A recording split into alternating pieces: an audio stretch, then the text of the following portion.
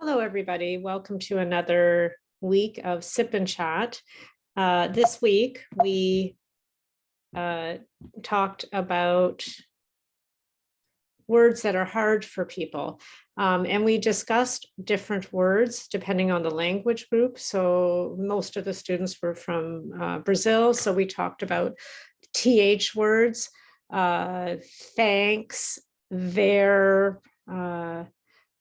throughout, and we decided that the easiest way to say the TH sound is to try and stick your tongue out past your teeth and say, thanks, there.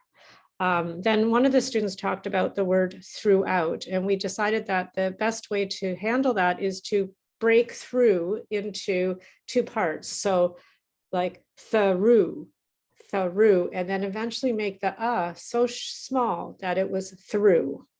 We also talked about entrepreneur. That was a difficult word because it's not English, it's French.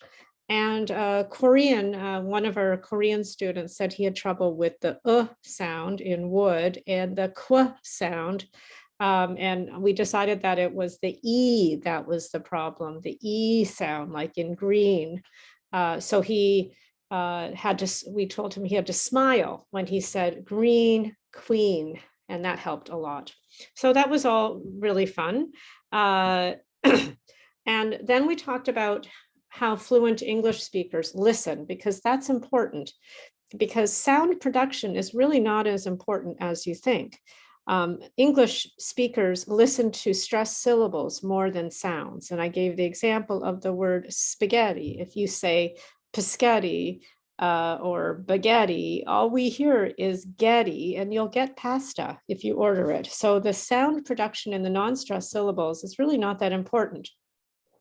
We also listen to sentence stress, and usually we put more sound on the important words like nouns and adjectives and verbs. So for example, if somebody says the sheep was eaten by the wolf, all we hear is sheep eaten wolf, and we know what's happening. The sheep has been eaten by the wolf. We don't need every word. We don't hear every word, and that might be why people don't correct non-English or second language English speakers, is because we actually don't even hear all the mistakes. So that's good news for you. So is sound production important for communication? Well, yes, but it's not as important as you think, because word stress is more important. But it is important to people who want to speak English. Why? Because they want to say the word correctly. Because they want to have better English. But it's important that some words are more important than other words, because they lead to confusion by the listener. For example, bed and bad, that's a problem, because those are two different words, and it's only the vowel sound that changes. The same for went and want and went. That's even more confusing, because they're both verbs, so they'd be in the same place in the sentence. And one that is really difficult is can and can't, because often especially native English speakers or fluent English speakers don't fully pronounce that t, and so you're not sure if they said can or the opposite, which is can't. So my advice for you is, if you're speaking, is to say cannot instead of can't, because people will understand you, and there won't be any confusion if you say cannot. Okay. So remember that what we usually do is we really listen to the whole context, and we guess from the words around the unknown word. And we do this in our own language, in every language. It's just a way that the brain works.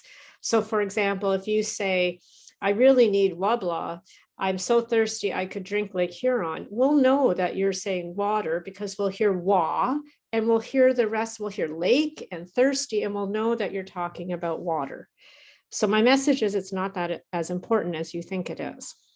Okay, so that's all we talked about tonight. And then I reminded them about, and I'll remind you about, my upcoming pronunciation for Brazilians class, which starts April 25th. The evening classes are full. The daytime classes, there's still some spots. It's only $200 and it's 1 hour a week. So if you feel like joining us, please go onto the website, wcels.ca, and or you can email us at wcels@gmail.com. Okay, thanks everybody.